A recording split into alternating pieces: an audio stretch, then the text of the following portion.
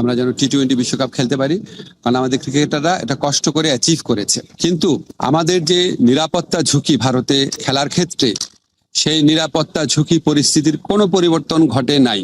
আজকের অনুষ্ঠানটি অন্যরকম বা বিশেষ হয়েছে যার জন্য তার নাম বা তাকে এখানে স্ক্রিনে দেখা যাচ্ছে, সুতরাং আপনারা সবাই তাকে চেনেন, তার জন্য আর অন্য কোনো বিষয় দেওয়ার দরকার নাই। সাকিব আল হাসানকে স্বাগত জানাচ্ছি জার্মানি বনশন থেকে। সাকিব, আপনাকে স্বাগত জানাই। সাকিব এই মুহূর্তে আছেন মার্কিন যুক্তরাষ্ট্রের উইসকনসিন অঙ্গরাজ্যের মেডিসনে। আমাদের সঙ্গে আছেন ঢাকা বিশ্ববিদ্যালয়ের আইন বিভাগের অধ্যাপক professor doctor Asif Nazrul. Doctor Asif Nazrul, আপনাকেও আমাদের অনুষ্ঠানে স্বাগত জানাই। আপনার যে এই সময়টা, যে সময়টার মধ্যে আপনি আসলে ক্রিকেট খেলতে পারছেন না, এই সময়টা আপনি কিভাবে কোপ আপ করছেন, যে মানে দলের ভেতরে বাইরে আপনার যে অবস্থান সে সবকিছু মিলিয়ে? সিচুয়েশন তো অবশ্যই আমার জন্য খুবই ডিফিকাল্ট, টাফ। এটা তো মনের পেছনে সবসময় মনে হতেই থাকে যে না, আমি খেলতে পারছি না কিংবা খেলতে পারবো না। হ্যাঁ, যদিও এখন কোনো খেলাই হচ্ছে না, আনসার্টেনটিতে আছে কখন খেলা শুরু হবে কিংবা কখন হবে না। বাট যখনই হবে তারপরেও তো আমি জানি না যে আমি আসলে, আমার টাইম তো আছে আরো প্রায় 6 মাস, 5.5 মাস, 6 মাসের মতো। আমার তো অতদিন বাকি আছে। সো যদি নেক্সট 1 মাস পরে খেলা শুরু হয়ে যায়, তো আমি আরো 4 মাস, 5 মাস, 6 মাস পরে খেলবো। তো ওই জায়গাটা তো অবশ্যই খারাপ লাগে এবং খারাপ লাগার মতোই বিষয়। বাট আমার কাছে মনে হয় এটাও একটা এক্সপিরিয়েন্স, শেখার অনেক কিছু আছে। আসলে অনেক সময় বা অনেক কিছুই আমরা অবহেলা ছলে দেখি কিংবা নেওয়ার চেষ্টা করি, যেটা আসলে নেওয়া উচিত না। আমার কাছে মনে হয় এই বড় শিক্ষাটা আমি খুব ভালোভাবে পেয়েছি। আপনার সাথে যখন আমার লাস্ট কথা হয়েছিল 2016 সালে, তখনও আপনি তার কিছুদিন আগে আপনার কিছুটা ব্যানের মধ্যে দিয়ে আপনি যাচ্ছিলেন, সেটি একটি অন্য কারণে, এবং তখন আপনি বলেছিলেন যে খেলা না থাকলে আপনার পক্ষে এইটা মেনে নেওয়া অনেক কঠিন, খেলাটা আপনি এতই এনজয় করেন আসলে। স্বাভাবিক, একটা জন্য মাঠে আসলে থাকাটাই সব থেকে বড় ইম্পর্টেন্ট। মানে মাঠে না যাওয়াটাই হচ্ছে সব থেকে কষ্টের বিষয়। ধরেন আমি খেলছি, কোথায় খেলছি অত ইম্পর্টেন্ট না, আমি যে খেলছি এটাই আমার কাছে ইম্পর্টেন্ট। সো ওই জায়গাটাতে যখন আপনি যেতে পারছেন না কিংবা খেলতে পারছেন না, স্বাভাবিকভাবে অনেক অনেক খারাপ লাগার বিষয় এখানে থাকে। সাকিব, আপনার কাছে আরেকটু সিরিয়াস বিষয়টা কথা বলি। আপনি সর্বশেষ আমরা দেখেছি যে আপনি খেলোয়াড়দের অধিকার নিয়ে একটি সংবাদ সম্মেলন করেছিলেন, খেলোয়াড়রা আপনাদের পাশে ছিলেন, এবং কিছু কিছু বিষয় যেগুলি খুবই যৌক্তিক বোর্ডের কাছে আপনি আসলে উপস্থাপন করেছিলেন। সেই উপস্থাপন করে আপনি যেই দাবিগুলি জানিয়েছেন তার কতগুলি মানা হয়েছিল সঙ্গে সঙ্গে, তার কতগুলি কিছুদিন পরে মানা হয়েছিল, সেই দাবিগুলি সম্পর্কে বা সেই বিষয়গুলি নিয়ে আপনি আর কোনো খোঁজ রাখছেন কিনা, বা কেউ আপনার কাছে আর কোনো কিছু বলছে কিনা, আপনার কাছে কতটা কি মনে হচ্ছে যে সেই দাবিগুলি কতটা মানা হয়েছে? আসলে আমি শিওর যে প্লেয়াররা সবাই সবার সাথে তো ডিসকাস করেই, বাট আমার কাছে মনে হয় যে মোটামুটি বেসিক যে বা চাওয়া পাওয়া প্লেয়ারদের ছিল সবগুলাই ফুলফিল হয়েছে। দুই একটা হয়তো যেটা হয়নি, যেটা হতে আসলে সময়ও লাগবে, তো ওইটার জন্য আসলে ওয়েট করতে হবে। আর বাকি বেশিরভাগই চাওয়া পাওয়া তো আমার মনে হয় যে ফুলফিলই হয়ে গিয়েছে। এই কারণে প্লেয়াররাও সবাই খুশি। তারা এখন চায় যত বেশি খেলা হোক এবং মাঠে থাকতে।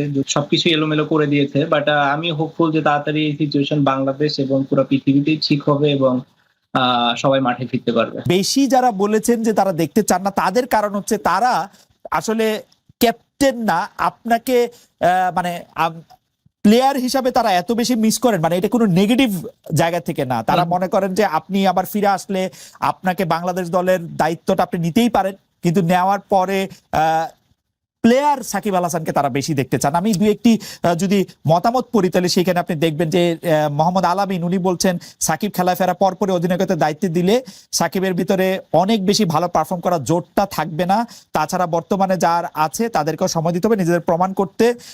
কিন্তু মোহাম্মদ কামরুজ্জামান তিনি বলছেন ক্যাপ্টেন হয়ে সাকিব ভালো পারফর্ম করছে, এক্সট্রা চাপ নেওয়ার ক্ষমতা ওর মধ্যে সবসময় আছে, তবে না কেন, এরকম ভাবেই কথাগুলি আসছে। আপনি এটাকে কিভাবে দেখেন? এরকম আরো মতামত আছে, আমি লম্বা সময় ধরে পড়ে যেতে পারি, কিন্তু আপনার মতামত। সবার আগে তো আমি খেলায় ফিরতে চাই। জি। তো 5.5 মাস পরে যখন খেলায় ফিরবো, আগে খেলায় ফিরি, বাকি সব ডিসিশন আসলে তারপরে। তার আগে আসলে অন্য কোনো ডিসিশন নাই। এখন সবার আগে হচ্ছে যে কিভাবে সময়টা তাড়াতাড়ি যাবে, তাড়াতাড়ি শেষ হবে, কিভাবে আমি যেখানে থেকে আসলে খেলাটা আমার বন্ধ হয়েছে সেখান থেকে যেন আমি আবার শুরু করতে পারি, সেটা হচ্ছে আমার কাছে সব থেকে বড় চ্যালেঞ্জ এবং সব থেকে বড় মানে নিজের প্রতি নিজের একটা এক্সপেকটেশন, যে যেখান থেকে আমি শেষ করেছি ওইখান থেকে যেন আমি শুরু করতে পারি। তো আমার কাছে চ্যালেঞ্জ ওই একটাই, আমার কাছে বাকি আর কোনো চ্যালেঞ্জ নেই। কোনো অ্যাডিশনাল চ্যালেঞ্জ কি আসবে না এটা আসলে পরের বিষয়, কিংবা আমি চিন্তা করবো কি করবো না সেটাও পরের বিষয়। ফার্স্ট টার্গেট হচ্ছে যেখানে শেষ করেছিলাম, মানে শেষ হয়েছিল সেখান থেকে যেন শুরু করতে পারি। সাকিব, আপনাকে দেখে আমার চোখের দেখা যেরকম মনে হচ্ছে আপনি কি একটু ওজন কমিয়েছেন, বা আমরা যদি প্রশ্নটা অন্যভাবে করি যে আপনি ফিটনেস ধরে রাখার জন্য কি কি করছেন সেটা নিয়েও দর্শকদের অনেক আগ্রহ আছে। মানে you look very fit, agile, এবং মনে হচ্ছে যে আপনি বয়সও অনেকখানি কমেছে, আপনার চুল টুল বড় হওয়ার কারণে একটা হইতে পারে। ওয়ার্ল্ড কাপের পর থেকেই তো ওয়েটটা অনেক কন্ট্রোলের ভেতরে ছিল। বাসার ভেতরে থাকি, বাসার ভেতরে যেহেতু থাকা হয় স্বাভাবিকভাবেই বয়সটা একটু কম লাগতে পারে, আর চুল টুল বড় হয়ে গিয়েছে, তো এটা আর একটা রিজন। বিশ্বকাপ আপনার, আমরা জানি বিশ্বকাপে আপনার যে পারফরমেন্স, মানে এটা যে কোনো খেলোয়াড়ের জন্য এটা একটা ড্রিম পারফরমেন্স ক্রিকেট বা বেশি একটা তো আসলে আমি দূরের চিন্তা কখনোই করতে চাই না, বাট হ্যাঁ। যদি বলি যে নেক্সট ওয়ার্ল্ড কাপ, এভাবে চিন্তা করলে মানে নেক্সট ওয়ার্ল্ড কাপই তো। হ্যাঁ, তো সেখানে একটু তো অবশ্যই একটা ব্যাকআপ মাইন্ড একটা চিন্তা থাকে, যদি সুযোগ আসে খেলতে পারি, ফিটনেস থাকে, পারফরমেন্স থাকে। আমার মনে হয় যে আমাদের খুব ভালো করার সুযোগ আছে। আমি খুব মনে প্রাণে আসলে বিশ্বাস করেছিলাম যে এবারও আমাদের ভালো করার সুযোগ আছে। আমরা খুব কাছাকাছিও ছিলাম, হয়তো ছোটখাটো দুই একটা কারণে আমরা আমাদের পুরো পোটেনশিয়াল অনুযায়ী আসলে খেলতে পারিনি, বাট আমরা এই জিনিসটা চেঞ্জ করতে পারবো, এবং আমরা যে ধরনের টার্গেট নিয়ে যাব সেই টার্গেট অ্যাচিভ করতে পারবো বলে আমার মনে হয়। এবং যেহেতু এশিয়াতে খেলা, সাবকন্টিনেন্টে খেলা, মানে আমাদেরকে অন্য টিমদের আসলে ভয় করা উচিত হবে বলে মনে করি ওই সময়টাতে। এখন যেভাবে আমাদের ক্রিকেটের অবস্থা আছে বা রিবিল্ডিং একটা সিচুয়েশনে আছে, হয়তো এর ভেতরে খুব ভালো একটা পর্যায়ে চলে আসতো বলে আমি বিশ্বাস করি টিম। হয়তো এটা কিছুদিন সময় লাগবে, বাট ওয়ার্ল্ড কাপের আগে আমার কাছে মনে হয় আমরা খুব ব্যালেন্স ভালো একটা দল নিয়ে ওয়ার্ল্ড কাপে যেতে পারবো। বলি যে এরকম জনশ্রুতি চালু আছে যে আপনিও 2019 সালে 18 সালে যে নির্বাচন হয়েছিল সেই নির্বাচনে কম্পিট করতে চেয়েছেন, প্রধানমন্ত্রী শেখ হাসিনার কাছে গিয়ে। মানে একরকম আমরা এরকম শুনেছি যে সাকিবও আসলে এমপি নির্বাচন করবেন বা এমপি হবেন, এমনকি আমরা এতদূর পর্যন্ত শুনতে পেয়েছিলাম যে সাকিব আসলে আরো বড় কিছু পেতে যাচ্ছেন। ঘটনাটা কি ঠিক? আপনি কি আসলে এমপি হতে চেয়েছিলেন 2018 সালে? আসলে কিছু জিনিস আসলে এটা খুব গোপনীয় সিচুয়েশনে থাকাই ভালো, খুব গোপনীয়তার সাথে থাকা ভালো। এই একটা জিনিস আছে যেটা আসলে কখনো প্রকাশ পাওয়াই উচিত না। না, এটা ডিক্লাসিফাইড হওয়ার সময় আসে নাই? ডিক্লাসিফাইড হওয়ার সময় আমার ধারণা যদি আমি কোনোদিন পলিটিক্সে আসিও সেটাও আসবে না, আর কোনোদিন না আসিও সেটাও আসবে না। তো এটা এমন একটা সিক্রেট, এবং ইন্টারেস্টিং। আমি চাই এটা কেউ কখনো জানে। এই যে আমার আমি শিওর আমার কৌতূহল বাড়লো এবং আমাদের দর্শকদের কৌতূহল অনেক বাড়লো। যাক, কৌতূহলটা তো আপনি জায়গার মানে মানুষের কৌতূহল জায়গার মতোই জায়গা, এবং যে সাবজেক্টটা নিয়ে আপনি বলছেন এখানে অনেকেরই কৌতূহল থাকা খুবই স্বাভাবিক। আমি যদি আমার জায়গায় না থাকতাম আমারও কৌতূহল থাকতো, এটাই স্বাভাবিক। বাট এই যে দুই একটা কৌতূহল মানুষের মনে আসলে থাকার দরকার। সব কৌতূহল যদি আপনি প্রকাশ করে দেন, আসলে মানুষেরা তখন আমাকে নিয়ে আগ্রহ থাকবে না। আপনাকে নিয়ে নানা কারণে আগ্রহ থাকবে সাকিব আল হাসান। আরেকটি বিষয় আপনার সাথে নামের সাথে জড়িত, কিন্তু আমি বিষয়টাকে আরেকটু অন্যভাবে প্রশ্ন করতে চাই। আমরা দেখেছি যে গত সরকার ক্ষমতাচ্যুত হওয়ার পরে আমরা ভারতের সাথে বিভিন্ন বিষয়ের যে চুক্তিগুলি রয়েছে সেই চুক্তিগুলি জনসমক্ষে আসবে, সেটা আমরা চেয়েছিলাম। অনেকে চেয়েছিল যে সেই চুক্তিগুলি বাতিলও করা হবে, কিন্তু সেই চুক্তিগুলি বাতিল করা হয়েছে বলে একটিও আমি শুনি নাই, জনসমক্ষেও আসে না। এটার কারণ কি? অনেকে বলে থাকেন এর জন্য নাকি আপনি একজন নিয়ামক, কারণ আপনি ভারতের একজন পরীক্ষিত বন্ধু। আমি স্যার আপনাকে বলতে পারলাম না, কিন্তু অনেকে এটাও বলে। যাই হোক খালেদ, আমি আপনাকে জিজ্ঞেস করি, আপনি কি 15 বছর এই কথাটা শুনেছেন যে আমি পাকিস্তানের দালাল, আইএসআই এর এজেন্ট? প্রচন্ড ভাবে শুনেছেন না? আমি রাজাকার, ছাত্রলীগ মিছিল করেছে আমাকে ধাওয়া করে পাকিস্তানে পাঠিয়ে দিবে, অনেকবার তো শুনেছেন অনেক কিছু। হ্যাঁ, তো এখন বললাম যে এটা তো আপনার কিছু মানুষ এত সরল প্রকৃতি, তাদের কোনো একটা মানুষ অন্য একটা কিছু বললো সাথে সাথে বিশ্বাস করা শুরু করে, আমাদের বৈশিষ্ট্য। কিন্তু বাংলাদেশের ম্যাক্সিমাম মানুষের বুদ্ধিমত্তা অত্যন্ত প্রখর, তারা এইসব প্রচারণায় কান দেয় না। আপনার নিশ্চয়ই মনে আছে আমি ক্ষমতাসীন হওয়ার পর আমাদের এই সরকার দায়িত্বে আসার পর, আমার দায়িত্বে আসার পর ভারতীয় পত্রপত্রিকায় বরং আমাকে নিয়ে অপপ্রচার করা হয়েছে, যে লস্করে তৈয়বার জিনিসটা সম্পূর্ণ অপপ্রচার, কি জঘন্য অপপ্রচার করা হয়েছে। তো এটা আপনার এতই হাস্যকর। এখন আপনার মাঝে মাঝে আমাকে ধরেন লোকজন বলে কি ভাই আপনি এগুলি প্রশ্ন উত্তর দেন না কেন? খালেদ আমাকে একটা সেকেন্ড বলতে দিন।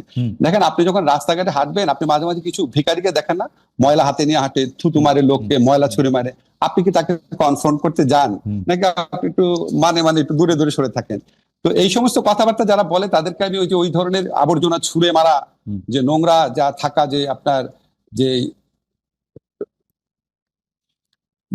লোক আছে রাস্তার মধ্যে যাদের নিরাপত্তা বজায় রাখে। মানে আমার কাছে মনে হয় কি যে বাংলাদেশের হয়তো খুব বেশি হলে আমার যারা ফলোয়ার আছে, ভক্ত আছে, বা আমাকে যারা ভালোবাসেন, তাদের মধ্যে হয়তো 10% মানুষ যারা খুবই সরল মনা, খুব গভীরভাবে চিন্তা করেন না, তারা হয়তো তাদেরকে প্রভাবিত করতে পেরেছে।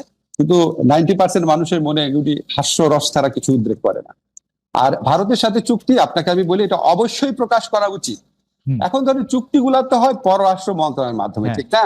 এখন আপনি আপনার প্রোগ্রামে একটু পররাষ্ট্রমন্ত্রীকে বা এই দায়িত্বে যারা আছে তাদেরকে এনে জিজ্ঞেস করলে ভালো হয়। কারণ আমি আপনাকে একটা জিনিস শুধু বলি, আমরা যখন কোনো মিটিং এ বসে, খালেদা আপনি যখন ডয়েচে ভেলেতে কাজ করতেন, আপনি যখন মিটিং এ বসতেন, আপনি যে মতামতটা দিতেন সেটাই কি ডয়েচে ভেলের মতামত হতো? হতো না তো, ঠিক না? এখন আমার মতামত আমি দিব, একজনের মতামত আরেকজন দিবে, অনেক সময় হতো না। তো আমি আপনাকে একটা জিনিস একটু ব্যাখ্যা করে বলি। ধরেন আমি যখন ঢাকা ইউনিভার্সিটি টিচার ছিলাম, আমাদের 2-1 শিক্ষক ছিলেন ফাঁকিবাজ, ক্লাস নিতেন না। 2-1 শিক্ষক ছিলেন খাতা অনেক দেরি করে দিতেন, ঠিক আছে? তো এটা কিন্তু আমরা একাডেমিক কমিটি মিটিং এ প্রতিবারই সবচেয়ে বেশি এগুলি নিয়ে আমি সোচ্চার ছিলাম, কিন্তু আলটিমেটলি দেখা যেত ডিসিশন হতো না। কেউ কেউ বলতো থাক, এত করা হওয়ার কি দরকার, থাক, আমাদের ডিপার্টমেন্টে বদনাম হবে, থাক, এরকম করে কোনো ব্যবস্থাই নেওয়া হতো না। কিন্তু আমি তো বলে যেতাম, এখন ব্যবস্থা যে নেওয়া হতো যে না আমার ডিপার্টমেন্টে কোনো ফল্টের জন্য ছাত্র বলে নাই স্যার ওই যে ক্লাস নিতে দোষারোপ আমার উপর আসবে কেন? আপনি সরকারকে দোষ দেন অথবা কনসার্ন মিনিস্ট্রিকে জিজ্ঞেস করেন। আপনাকে কোনো, তবে আমার যেটুকু ধারণা, আমি যেটুকু বিশ্বাস করি, এগুলি প্রকাশ করা না, এগুলি এই চুক্তি প্রকাশ করার সময় এখনো চলে যায় নাই। আপনাকে শুধু একটা জিনিস বলি, আমরা এই সরকারে আমরা দায়িত্ব গ্রহণ করার পর একটা কাজ করেছি যেটা ভারত কখনোই চায় নাই। সেটা হচ্ছে আমাদের ইউএনইসি যে কনভেনশন আছে, ওয়াটার কনভেনশন, যেটা আমাদের আন্তর্জাতিক নদীর প্রবাহে আমাদের স্বার্থ রক্ষার ক্ষেত্রে বিরাট ভূমিকা রাখবে, সেটা আমরা র্যাটিফাই করেছি, এক্সিড করেছি, অনুসমর্থন করেছি। এটা আমরা খুব শীঘ্রই আপনি ঘটা করে জানবেন। এই সমস্ত আপনার দেশের স্বার্থ রক্ষা করার জন্য আন্তর্জাতিক চুক্তি আমরা করে যাচ্ছি।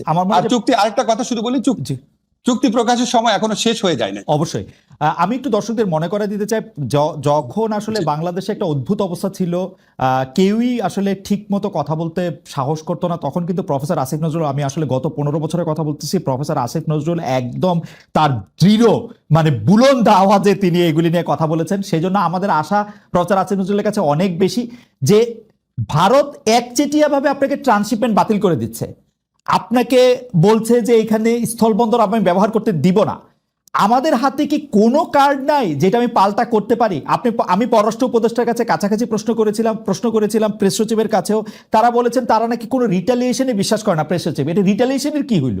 মানে ঘটনা হচ্ছে ভারত একচেটিয়া ভাবে এগুলি, স্যার আমি আপনার এতদিন ধরে চিনি বলে আমার কাছে মনে হয় যে আপনি এগুলি কেমনে সহ্য করেন, বা আপনি কেন এগুলি কিছু বলেন না, বা আসলেই কি আমাদের হাতে কিছু নাই?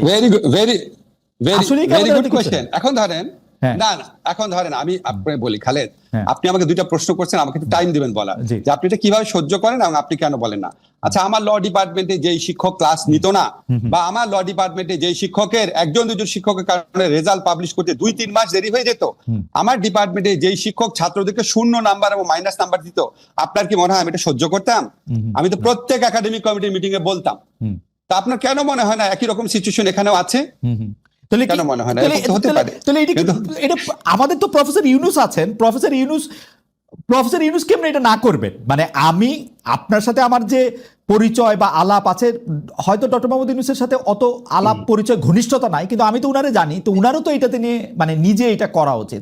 এবং দেখেন স্যার, আপনার সাথে আমি যখন কথা বলতেছি, অসংখ্য লোক আমাদেরকে বলতেছেন যে 26 লক্ষ ভারতীয়, যদিও এটার কথা আপনি আগে বলছেন, কিন্তু আসলেই তো কোনো চেঞ্জ হয় নাই। মানে হাসিনা সরকার ইউনূস সরকারের কি তফাৎ ভারতের ইয়াতে?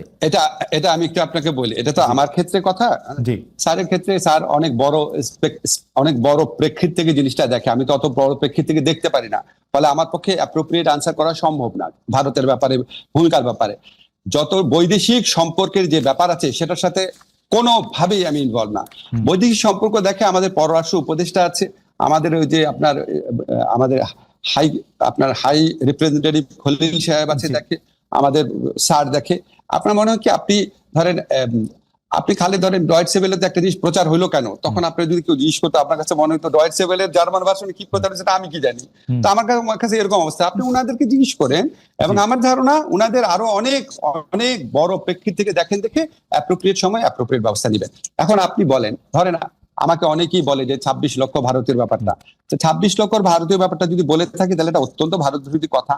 তো একই সাথে 26 লক্ষ ভারতীয় বললেন, এটা এত বড় একটা কথা বললেন আপনি, আবার বলে ভারতের দালাল, কোনো কিছু ঠিক নাই। 26 লক্ষ ভারতের ব্যাপারে ভাই একটা কথা ব্যাখ্যা করি, আমরা যখন 15 বছর অ্যাক্টিভিজম করতাম, অনেক জায়গায় অনেক ভাষণ দিতাম, অনেক বক্তব্য দিতাম, যখন আমরা বক্তব্য দিতাম প্রত্যেকটা কথা অ্যাকিউরেট হতো না।